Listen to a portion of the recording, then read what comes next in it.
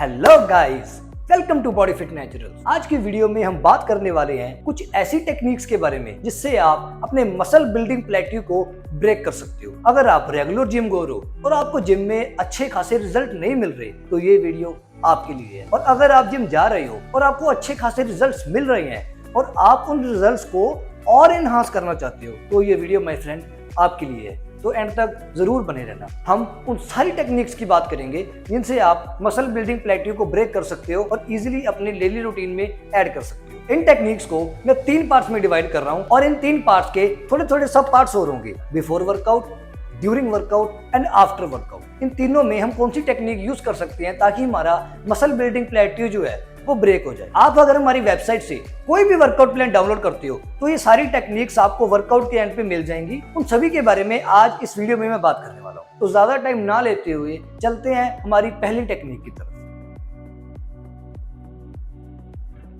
तो हम सबसे पहले बात करेंगे बिफोर वर्कआउट के बारे में। वर्कआउट स्टार्ट करने से पहले जो सबसे जरूरी चीज है जो आपको फॉलो करनी ही चाहिए, चाहे आप मसल बिल्डिंग पे हैं चाहे आप फैट लॉस पे हैं, वो है प्री वर्कआउट स्ट्रेचिंग, मतलब कि डायनेमिक स्ट्रेचिंग। डायनेमिक स्ट्रेचिंग में आप क्या कर सकते हो?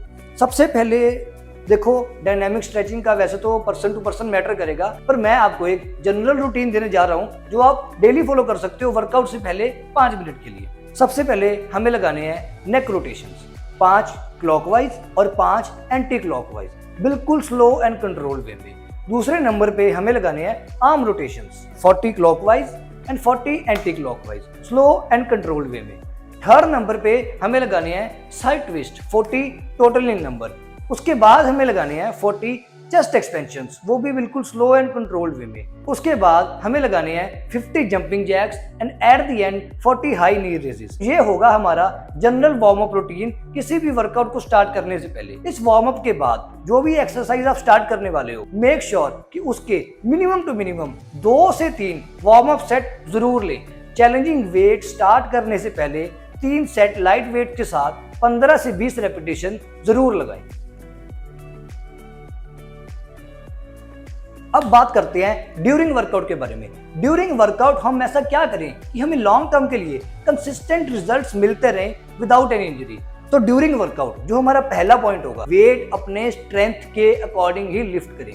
ईगो लिफ्टिंग से जितना बच सकते हैं बचें। अपने हर वर्कआउट प्लान में ये लाइन में बार बार रिपीट करता हूँ। ईगो लिफ्टिंग से आप इंजरी के चांसेस बढ़ा लोगे और लॉन्ग टर्म के लिए वर्कआउट नहीं कर पाओगे। वेट अपने स्ट्रेंथ के अकॉर्डिंग ही लिफ्ट करें। उसके बाद बात करता हूँ कुछ ऐसी टेक्निक्स के बारे में जिससे आप अपना वर्कआउट और इंटेंस कर सकते हो। वैसे तो आप बॉडी फिट नेचुरल्स पे जाके कोई भी वर्कआउट प्लान डाउनलोड कर सकते हो और प्रॉपरली डिजाइंड है, पर उसको भी अगर आप और इंटेंस करना चाहते हो और हार्डकोर करना चाहते हो तो कुछ ऐसी टेक्निक्स हैं जो आप अपने वर्कआउट में ऐड कर सकते हो। Trick number 1 to 10 set. इस सेट को लगाने के लिए आप कोई भी एक्सरसाइज चूज कर सकते हो, पर प्रेफर करें कि आप केबल एक्सरसाइज ही कर रहे हैं। उसके पहले रैप में, एक रैप में आपने लगाना है अपना 1 रैप मैक्स। इतना वेट चूज करना है कि आप उस एक्सरसाइज का एक ही रैप लगा पाओ।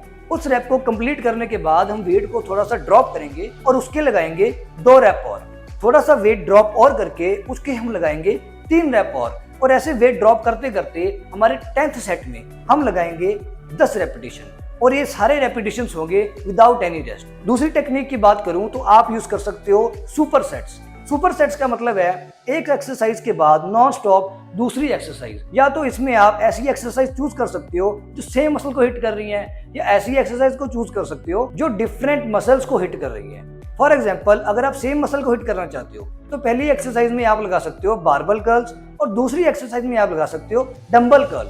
और अगर आप डिफरेंट मसल्स को हिट करना चाहते हो तो बारबल कर्ल के साथ आप ओवरहेड ट्राइसेप एक्सटेंशन या चेस्ट प्रेस के साथ लेट पुल डाउन लगा सकते हो। ये तो एग्जांपल के तौर पे बता रहा हूँ, आप और भी एक्सरसाइज सिलेक्शन कर सकते हो। तीसरी टेक्निक के बारे में अगर आपको बताऊं तो आप चूज कर सकते हो ड्रॉप सेट। ड्रॉप सेट का मतलब है कि आपने अपने फाइनल सेट में अपने मैक्सिमम वेट के साथ 6 से 8 रैप जितने भी आप लगा रहे हो आप लगा चुके हो। उसके बाद थोड़ा सा वेट ड्रॉप करके उतने ही नंबर ऑफ रैप या 1-2 रैप ज्यादा करके आप लगा रहे हो। और अगर आप इसको डबल ड्रॉप सेट में कन्वर्ट करना चाहते हो तो थोड़ा सा वेट और ड्रॉप करके आप उसके 12 से 15 या अप टू फेलियर तक कर सकते हो। इसके बाद एक और तरह के सेट आते हैं जो कि सुपर सेट से भी एडवांस है, यानी कि जाइंट सेट। सुपर सेट में हम 2 एक्सरसाइज बैक टू बैक लगा रहे हैं, जाइंट सेट में हम 3 एक्सरसाइज बैक टू बैक लगा सकते हैं। रेफरेंस के लिए आप बॉडी फिट नेचुरल से वर्कआउट प्लान डाउनलोड कर सकते हो। वहां पे काफी ऐसे वर्कआउट मिलेंगे जहाँ पे super set, drop set, giant set, 1 to 10 set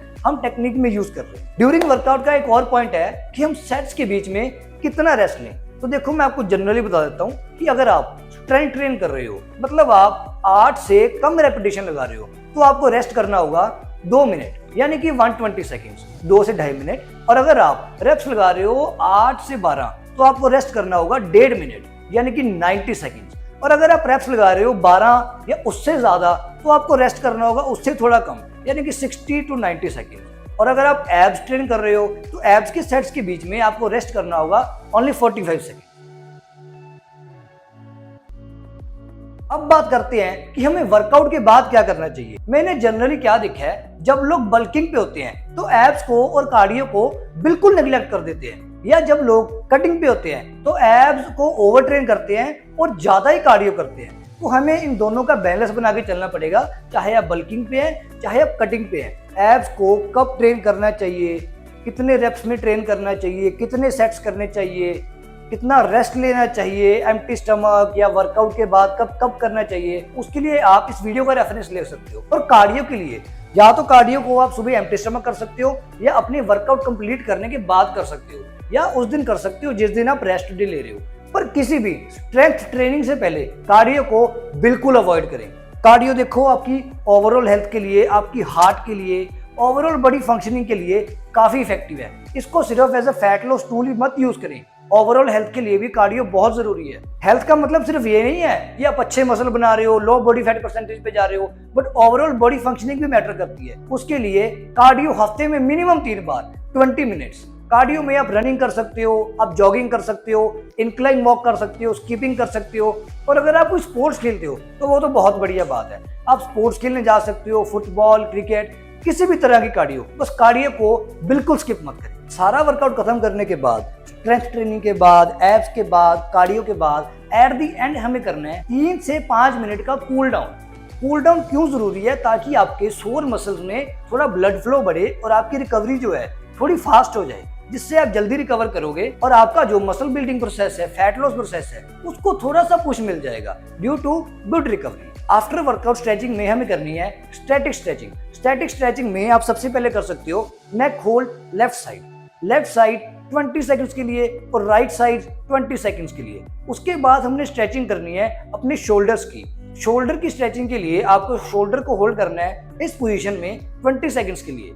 20 seconds right side shoulder और 20 सेकंड्स लेफ्ट साइड शोल्डर। उसके बाद हमें स्ट्रेच करना है अपने कोर एरिया को, अपने ओब्लिक्स को। उसके लिए आप परफॉर्म कर सकते हो ये वाली exercise, 20 seconds left side and 20 seconds right side. देखो guys, after workout stretching, static stretching और भी काफी फैक्टर्स पे मैटर करती है। आपने कौन सा मसल ग्रुप हिट किया है उस पे सबसे ज्यादा मैटर करती है। फॉर एग्जांपल, अगर आपने चेस्ट हिट करी है तो आप चेस्ट के लिए ये वाली एक्सरसाइज कर सकते हो, ये वाली स्ट्रेचिंग कर सकते हो। और अगर आपने बैक हिट करी है तो बैक के लिए आप लैट स्ट्रेच कर सकते हो, चाहे डेड हैंग कर सकते हो या इस तरह की स्ट्रेचिंग भी कर सकते हो। और अगर आपने लेग्स ट्रेन करी है तो स्टैटिक स्ट्रेचिंग थोड़ी ज्यादा कर सकते हो, क्योंकि लेग्स में सोरनेस ज्यादा देर लेती है कुछ लोगों को। आप अलग अलग तरह की स्टैटिक स्ट्रेचिंग जो कि आप वीडियो में देख पा रहे हो उनको परफॉर्म कर सकते हो। 20 से 30 सेकंड के लिए हर पोजीशन में होल्ड करना होगा, ताकि आपकी जो रिकवरी है वो फास्ट हो जाए और आपकी जो सोरनेस है वो कम हो जाए। इसके अलावा मेक श्योर कि आपकी जो डाइट है वो ऑन पॉइंट रहे।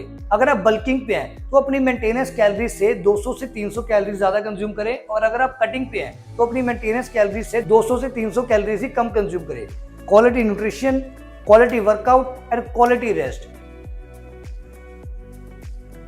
इस पूरी वीडियो की समरी अगर मैं आपको बताऊं तो वर्कआउट से पहले 5 मिनट के लिए डायनामिक स्ट्रेचिंग और 2 से 3 warm up set. During workout weight अपने स्ट्रेंथ के अकॉर्डिंग लिफ्ट करें और रेस्ट अपने रेप रेंजेस के हिसाब से करें। और हार्डकोर बनाने के लिए जो आपको टेक्निक्स बताई गई है, super set, giant set, drop set and 1 to 10 set, इनको आप यूज कर सकते हो। वर्कआउट के बाद 5 मिनट के लिए कूलिंग, एब्स का वर्कआउट और कार्डियो। Wish you luck.